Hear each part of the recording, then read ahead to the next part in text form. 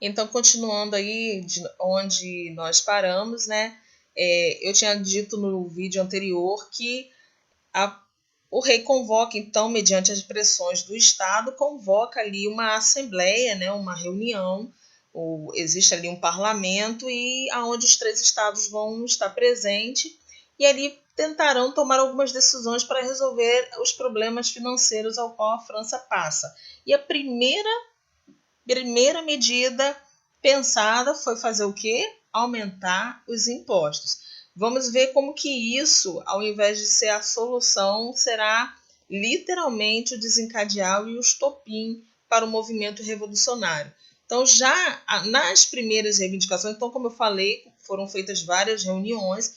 É claro que isso é um impasse muito grande, é uma decisão tamanha para toda uma nação, então não era uma reuniãozinha qualquer e umazinha que você tomaria as decisões, até porque o monarca precisa pensar aí, porque ele sabe, consequentemente, de que se ele não pensar ou agir direito, isso pode gerar algumas questões. E como a gente está falando de um monarca que tinha alguns problemas, principalmente de administração, não tinha tamanha simpatia da população, qualquer decisão que ele viesse a tomar seria encarada pela população, o terceiro estado, principalmente como sendo ou bom ou ruim, mas na maioria das vezes ruim, né? Porque o terceiro estado não engolia mesmo Luís XVI. Então, já as primeiras, na principal reivindicação dos representantes do terceiro estado, eles exigiam, então, a mudança da votação. Vamos entender isso aí. Tudo e qualquer voto, qualquer decisão feita na França, dentro da Assembleia, era feita uma votação por Estado. Ou seja, se a votação era feita por Estado, se o primeiro e o segundo Estado andavam juntos, você entende e compreende então aí que, mediante a votação, se o primeiro e o segundo andam juntos, somando o voto dos dois, daria 2 votos contra 1 do terceiro Estado. Então, uma das primeiras reivindicações que o terceiro Estado fará, obviamente, além da questão da solução econômica, da crise financeira, será propor uma mudança na votação que até então vigorava dentro da França. Então, vamos entender isso daí. Cada grupo, então, tinha direito a um voto na reunião, como eu já falei. O primeiro e o segundo estado, como sempre andavam juntos, mesmo que o terceiro estado tivesse a maioria, porque foi o que eu falei, né? Se olhar para uma pirâmide social, o topo da pirâmide é estreito, então leva a gente a entender que o grupo é uma minoria e que se a base é a mais larga, representa então que aquela sociedade é a maioria. E assim era o terceiro estado francês, a grande maioria populacional. A gente costuma dizer que era quase que 70% da população francesa o terceiro estado.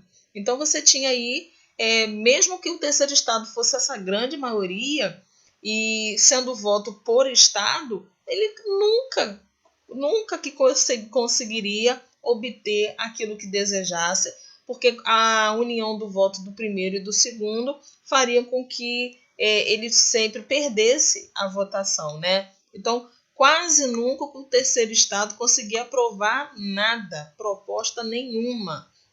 Os membros, então, do terceiro estado queriam, então, a mudança dessa votação. Queriam o quê? De que forma, então, professora? Que a votação fosse por membro, por cabeça. Então, digamos, se tivessem 1.000 representantes do terceiro estado contra 200 do primeiro e do segundo, se fosse um voto por cabeça, então o terceiro estado conseguiria aí o que desejava, né?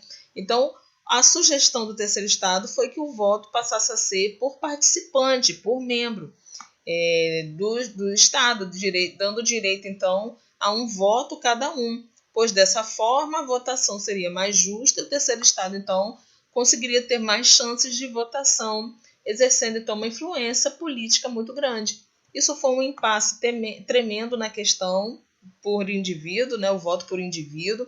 Durou meses essa questão, e aí em 17 de junho, o terceiro estado, com o apoio de alguns membros da nobreza e do clero, é óbvio que vai haver ali, é muito comum, você pega isso até dentro da sala de vocês, ninguém pensa igual, nem todo mundo participa dos mesmos grupinhos, vocês formam o 8º ano, formam o 9º ano, formam o 6º, 7º ano, mas sempre há ali grupinhos subdivididos dentro dessa mesma maioria, classe.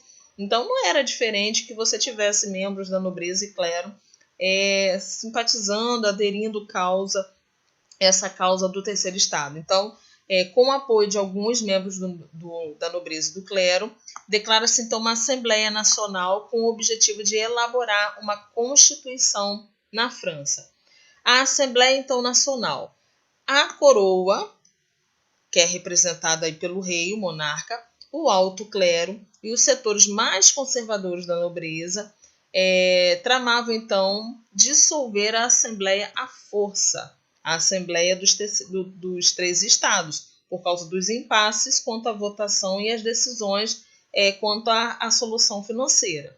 Concentrando tropas ao redor de Paris, porém a ação popular em julho de 1789 mostraram que a Assembleia contava com o apoio de grande parte da população parisiense. Neste dia, a população saqueou então um depósito de armas do governo, conseguindo mais de 30 mil fuzíveis e dezenas de canhões, e seguiram tomando então a fortaleza Bastilha. A Bastilha era uma prisão onde qualquer pessoa que questionasse o poder do monarca era preso. Então, literalmente, a gente costuma dizer que a Bastilha ela era símbolo do poder monárquico. Pensa a situação. Há uma proposta da coroa de dissolver a Assembleia dos Estados Gerais. Obviamente, a dissolvê-la, toda e qualquer decisão tomada, tendo o primeiro e segundo estado como direitos a voto por estado, ganhando sempre, poderiam impor aquilo que desejassem ao terceiro estado. Este, por sua vez, vendo toda essa situação, vai se mobilizar, se unir e vai marchar, então, em direção à Bastilha, essa prisão que era símbolo do poder monárquico. Toda e qualquer pessoa que contrariasse o monarca era preso nela. Então, a população, o terceiro estado, armada aí, que invadiram ali uma espécie de armazém, galpão, onde estavam armas do exército francês, roubaram parte do armamento, armado também de foices, machados, porque a gente tem aí camponeses junto no terceiro estado, encaminharam-se então para a Bastilha. Você tem aí uma imagem da Bastilha, era uma grande fortaleza, mas a história fala que quase não tinha ninguém preso, poucas pessoas, mas a população invadiu, tomou, matou. Há relatos na história que ele decapitou guardas, cortou aí suas cabeças, empalou essas cabeças, prendeu essas cabeças aí na ponta das lanças das armas. Extremamente violenta a situação, mostrando mesmo quanto a população estava insatisfeita e que a população unida pode fazer muitas coisas. Então, assim, encaminharam-se para a Bastilha, e isso para a história, a tomada da Bastilha, o encaminhar do terceiro estado para esta prisão, a tomada dela, a posse dela, será considerada para a história o início, o símbolo, o estopim da Revolução Francesa. Teria sido aí o fator-chave, a invasão da Bastilha, a tomada da Bastilha. Seria para a história o início da Revolução Francesa. O terceiro estado encaminha-se então para essa prisão, a toma, deixando então o rei, os nobres, o primeiro e o segundo estados alarmados com a situação, desesperados, em pânico com a situação, porque, como eu falei, como ela foi extremamente violenta, grande, porque uma mobilização de gente nas ruas, então isso deixou o rei e os seus partidários alarmados. Sob forte pressão popular, então, Luís XVI autoriza o andamento do trabalho da Assembleia. Nesta ocasião, vários nobres vão fugir, dar no pé da França, para buscar apoio de cortes absolutistas em outros estados europeus, ou seja, vão fugir para tentar buscar ajuda em outros estados. A história costuma dizer até que isso poderia ter sido articulado pelo próprio Luís XVI, que, vendo toda a situação aumentar aí, vai buscar ajuda fora para, se por acaso essa questão ganhasse uma proporção que nem o exército francês desse em conta, tivesse apoio de outros exércitos de outras regiões. Principalmente ele vai buscar apoio com quem, né? Com a nação da sua mulher, a Áustria e a Prússia, para tentar reprimir o movimento revolucionário. Então faz o favor para mim de marcar esse retângulo aí que fala da Bastilha. Então, a data marco da tomada da Bastilha é a data marco para o início da Revolução Francesa, certo? Lembre então aqui que a Bastilha era um símbolo do poder absolutista do rei, do antigo regime, onde eram presas as pessoas que se contrariassem aí o rei. Se ele é o monarca, ele não quer ser contrariado, então ele mandava mesmo prender quem ele quisesse, até que se fosse, mesmo que fosse uma coisa simples, era preso na Bastilha, certo? Então, naquele momento da história, né, como eu falei, ela já não estava tendo ali tanta gente, não tinha tanta gente presa, mas ela era o símbolo do poder, né, do rei, então o povo a tomou para justamente representar seu símbolo aí da decadência do poder do rei, né? Nada mais, nada menos do que, se ela era o símbolo do seu poder, vamos invadi-la para mostrar que seu poder é fraco, né? Que as estruturas dela, que essa estrutura não se perpetua. Nada é para sempre, nem poder do rei, nem muito menos estrutura, como uma construção que era a Bastilha.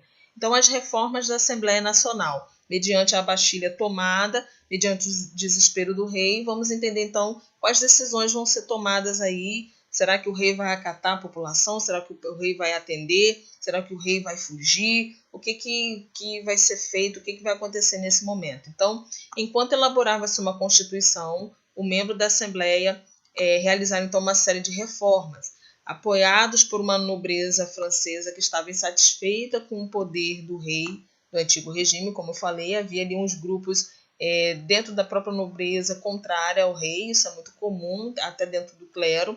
Eles aboliram, então, a Constituição, a nova elaborada, aboliram, então, os privilégios do feudalismo, padronizando, então, o sistema de arrecadação de impostos e acabaram com as penas consideradas cruéis.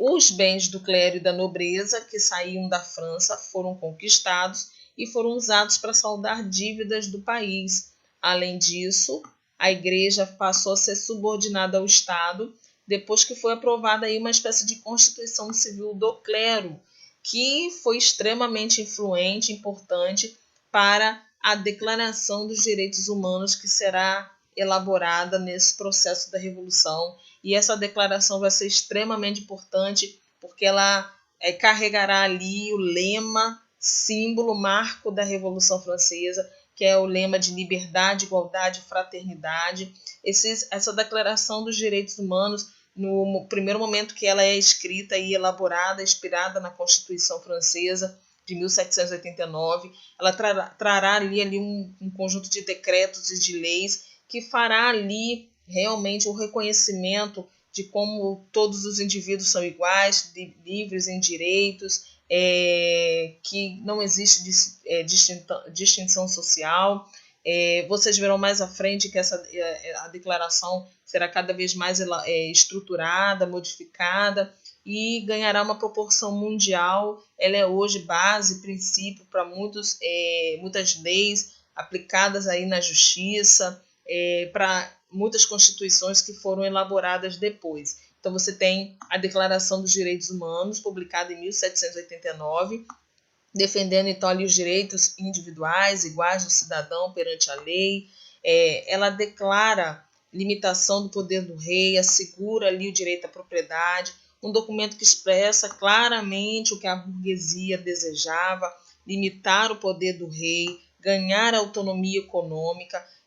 Também era considerada boa para os nobres, obviamente para quem a apoiou, e continuaria tendo ali direito a algumas propriedades. Aqui em cima, nesse retângulo, fala ali da constituição do clero, o quanto a igreja passou ali por algumas mudanças e foi subordinada ao Estado. Marquem também para ler, é importante. E aí a gente continua o nosso vídeo numa próxima etapa, na segunda parte aí do estudo sobre a Revolução Francesa. Fico com Deus e até o próximo vídeo.